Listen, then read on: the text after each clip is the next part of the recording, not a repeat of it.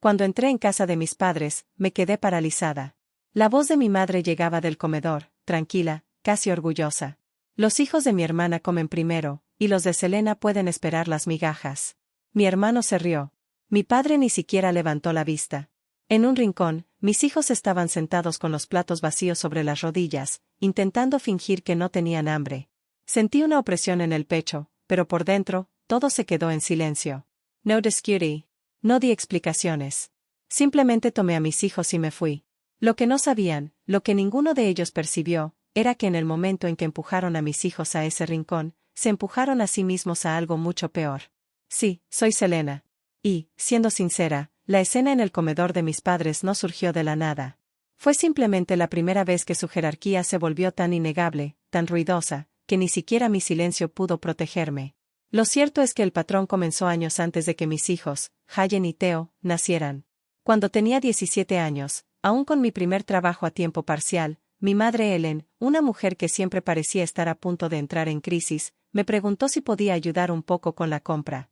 Mi padre Harald, práctico hasta la frialdad, asintió y dijo que eso me enseñaría responsabilidad. $20 por aquí, 50 por allá.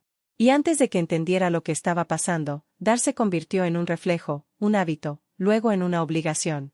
Para cuando estaba en la universidad, me enviaban fotos de facturas, notas sobre reparaciones. Y cuando llamaba para preguntar si todo estaba bien, la voz de mi madre siempre temblaba justo en el momento justo. No lo vi entonces, pero al mirar atrás, era una coreografía, una preocupación simulada, perfectamente sincronizada. Cuando me gradué y conseguí mi primer trabajo a tiempo completo, las solicitudes cambiaron de tono. Ya no eran, ¿podrías ayudarme? Se convirtieron en, te necesitamos de verdad. Un tratamiento dental para mi padre, un aparato roto, un problema con el coche. Siempre llegaba como una emergencia, urgente, inevitable, y de alguna manera siempre coincidía con las semanas en que ingresaba mi sueldo. Y luego llegó Vanessa, mi hermana mayor. Era de quien mis padres alardeaban. La que tenía hijos, Lily y Caleb, siempre estaban invitados, siempre los elogiaban, siempre los enmarcaban como los normales. Cuando su auto se averió, la ayudé con las reparaciones. Cuando necesitó un impulso con el seguro, también lo cubrí. Me dije a mí misma que era temporal. La familia ayuda a la familia, ¿verdad? Pero cuando me casé con Darius, mi esposo, un hombre paciente y constante que veía más de lo que yo jamás vi, el desequilibrio se agudizó. Él preguntaba, ¿alguna vez se ofrecen a ayudarnos? Yo me reía. Están ocupados. Pero cada vez que llegaba un día festivo, cada vez que había algo que celebrar, notaba la disposición de los asientos, las invitaciones, los pequeños momentos de distancia. Darius se distanciaba suavemente durante las conversaciones familiares, como si ya entendiera que él no estaba incluido en el guión. Y luego llegaron los niños. Cuando nació Hayen, mi madre lo abrazó como si fuera un cristal frágil, no precioso, delicado, inseguro, como si no supiera bien dónde encajaba. Cuando Theo llegó 2 años después, mi padre nos felicitó, pero sus ojos brillaron con la misma vacilación. Me dije a mí misma que me lo había imaginado. Culpé al cansancio, al estrés, a cualquier cosa menos a los prejuicios. Pero los niños sienten cosas que los adultos ignoran. Haylin aprendió pronto que sus primos tenían la primera oportunidad, los mejores juguetes, las porciones más grandes. Theo se fijó en la distribución de los asientos, en cómo Lily y Caleb siempre se sentaban cerca de los adultos mientras a él y a Hayen se les indicaba que jugaran en la otra habitación. Y cada vez que sentía una opresión en el pecho, me convencía de que estaba siendo hipersensible. Las peticiones de dinero nunca pararon. Solo aumentaron.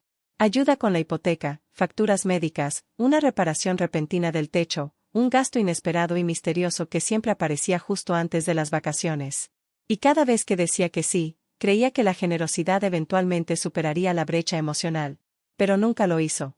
En el momento en que entré en ese comedor, en el momento en que vi a mis hijos en la esquina con los platos vacíos, no fue solo una sorpresa. Fue un reconocimiento. Nada había cambiado. Había estado financiando una jerarquía que los marginaba.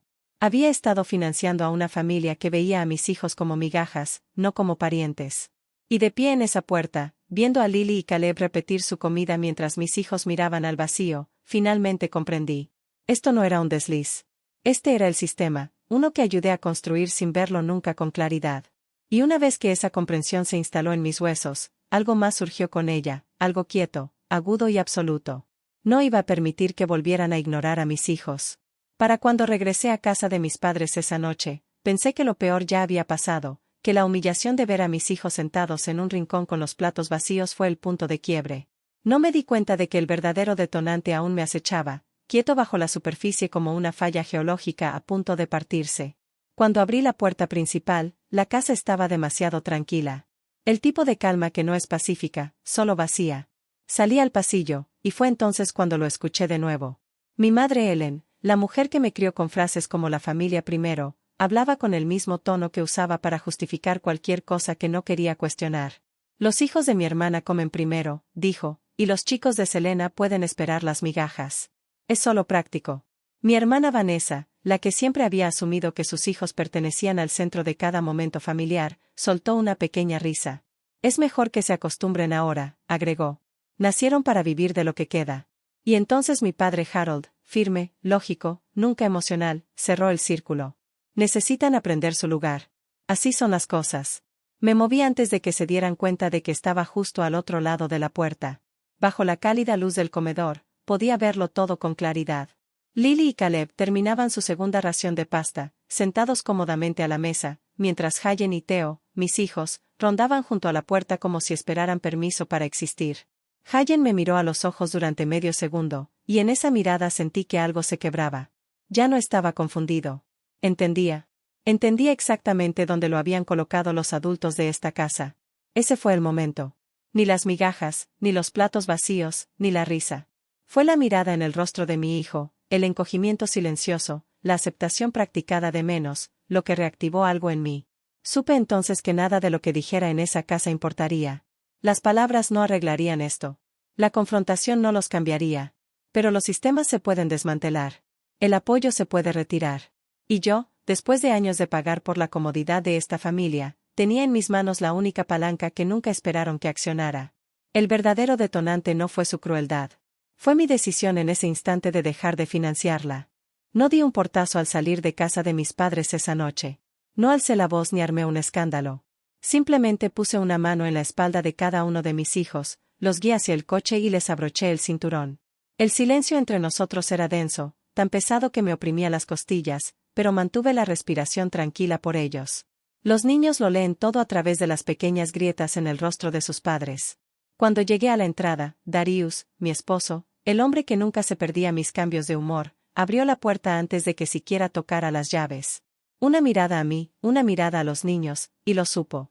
No preguntó qué había pasado como la mayoría de la gente. Simplemente dijo con cariño, vamos a acomodarlos primero. Ayudó a Helen a encontrar su cuaderno de dibujo. Acompañó a Theo al sofá de la sala y puso el documental de naturaleza que tanto le encantaba. Solo cuando estaban ocupados en sus pequeños mundos, Darius regresó a la cocina, se apoyó en la encimera y esperó a que yo hablara. No sabía por dónde empezar, así que empecé con las palabras que más me dolían. Mi madre dijo que los primos comen primero, susurré, y que mis hijos, mis chicos, deberían esperar las migajas. El músculo de la mandíbula de Darius se movió, pero se quedó quieto. Y mi hermano se rió, continué. Mi padre los respaldó. No bromeaban. Decían cada palabra en serio. Esperaba que se enojara, que se indignara.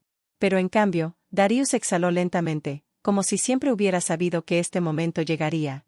Siéntate, dijo en voz baja. Me senté. Selena, empezó, has mantenido a toda esa casa durante años. Facturas, reparaciones, pagos, todo. Y nunca has preguntado cuánto te ha costado todo eso, no en dinero, sino en dignidad. Quise defenderlos como lo hice durante años, pero no me salió nada porque la verdad ya me rondaba la garganta desde el momento en que Hayen me miró con esos ojos tristes y comprensivos. No ven a nuestros hijos como familia, dijo Darius. Los ven como una complicación y te ven como la solución que pueden agotar sin jamás agradecerte. No discurí. No podía. Ese silencio, el que se instaló entre nosotros, no era derrota. Era claridad. Extendió la mano por encima de la mesa y me la tomó. Entonces, preguntó en voz baja, ¿qué quieres hacer? Y así, comenzó el plan silencioso. Me levanté, fui al cajón donde guardábamos los papeles importantes y saqué mi portátil y un bloc de notas limpio. Lo había comprado hacía meses, pensando usarlo para notas del trabajo. Había permanecido en blanco hasta esa noche. Dibujé 4 columnas: hipoteca, coche, servicios públicos, emergencias. Luego abrí la aplicación del banco que había evitado mirar con demasiada atención. Recorrí página tras página de transferencias, pagos etiquetados con mensajes como, hasta que nos pongamos al día, familia ayuda a familia, vamos cortos este mes, es solo temporal. Debajo de cada categoría, escribí números, fechas, cantidades. El blog se llenó más rápido de lo esperado.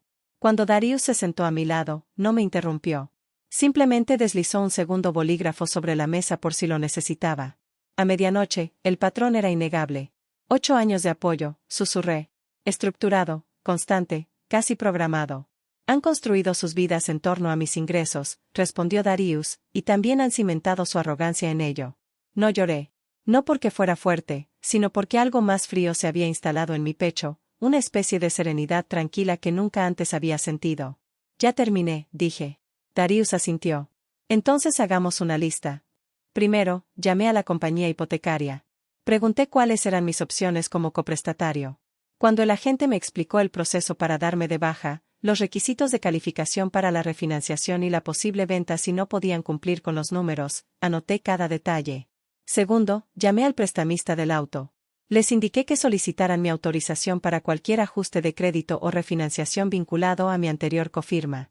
Tercero, los servicios públicos y los pagos que había establecido para emergencias. Cancelé todas las transferencias automáticas. Cuarto, la transferencia de ahorros que había creado hace años como un colchón temporal para mis padres, borrada permanentemente. Quinto, mi contador. Envié un correo electrónico solicitando una auditoría completa del apoyo personal brindado a la familia extendida durante los últimos 8 años. Sexto, un abogado de familia, no para demandas, solo para claridad, límites y documentación. Cada paso se hizo en silencio. Sin grandes anuncios, sin confrontaciones, solo una retirada, solo el fin del acceso. Alrededor de las 2 de la mañana, después de ajustar la última cuenta, cerré mi portátil y dejé el bolígrafo. La casa estaba en silencio. Incluso el zumbido del refrigerador se sentía distante. Darius puso una taza de té caliente a mi lado, no como consuelo, sino como un ancla. ¿Te sientes mejor?, preguntó. No, dije con sinceridad. Me siento despierto.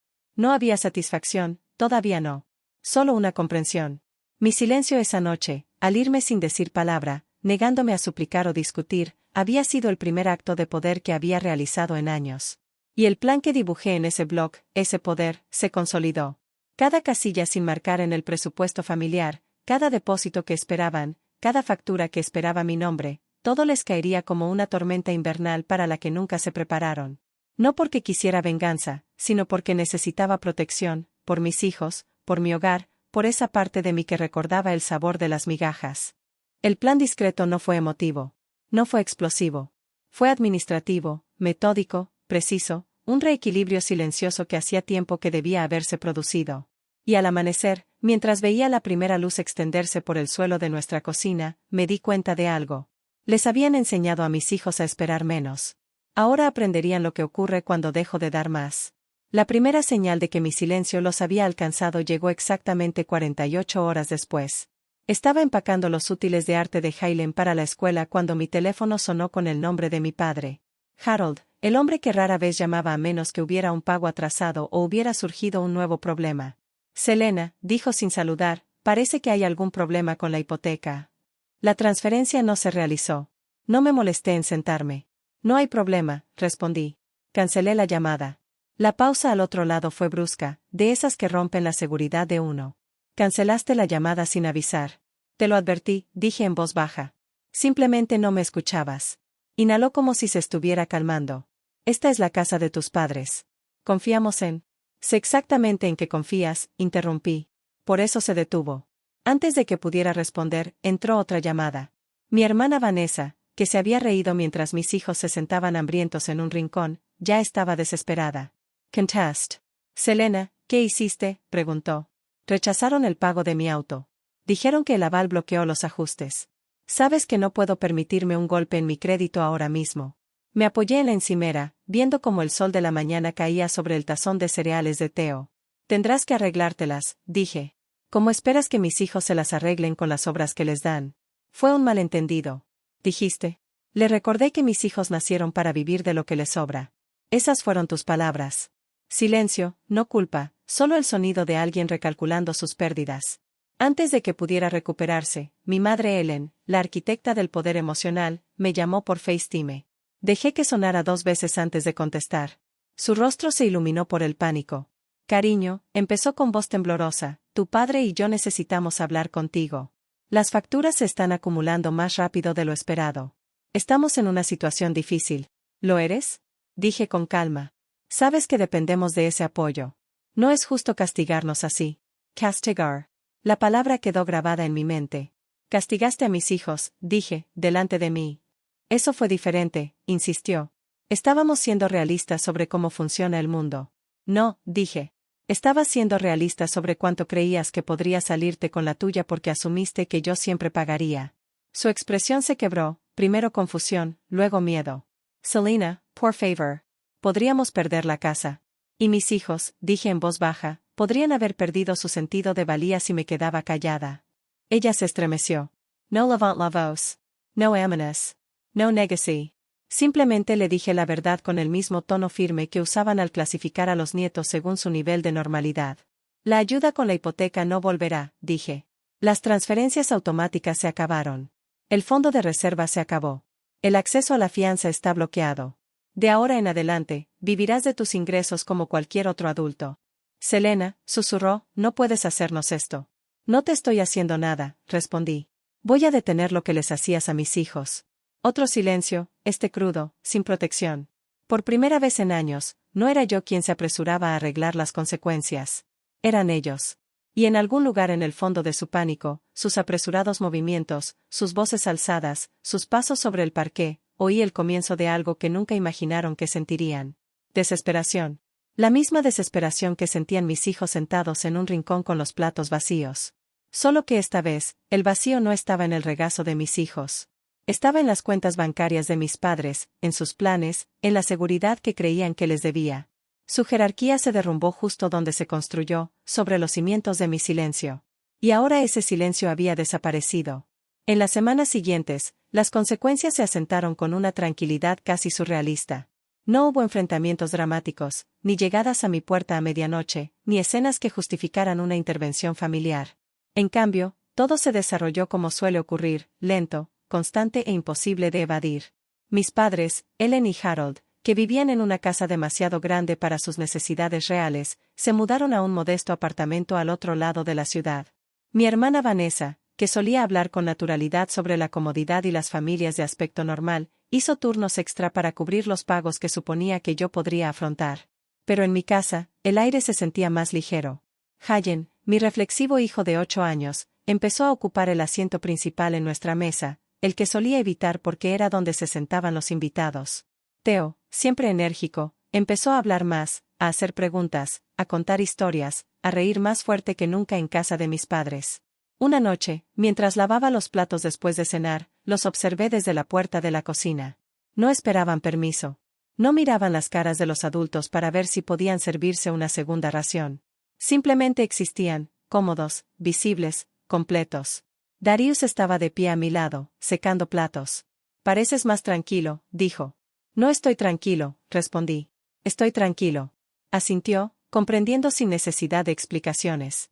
El silencio ya no era vacío. Era espacio.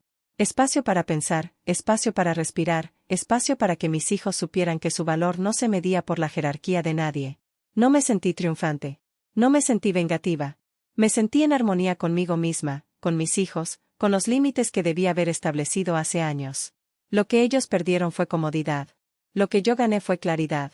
Y por primera vez en mucho tiempo, ese equilibrio finalmente se sintió bien. Al final, no fue el dinero que recuperé lo que lo cambió todo. Fue el espacio que recuperé. El día que mis padres les enseñaron a mis hijos que estaban hechos para migajas fue el día que dejé de alimentar un sistema que los dejaba hambrientos. Hay límites que rompen familias. Los míos simplemente revelaron la verdad.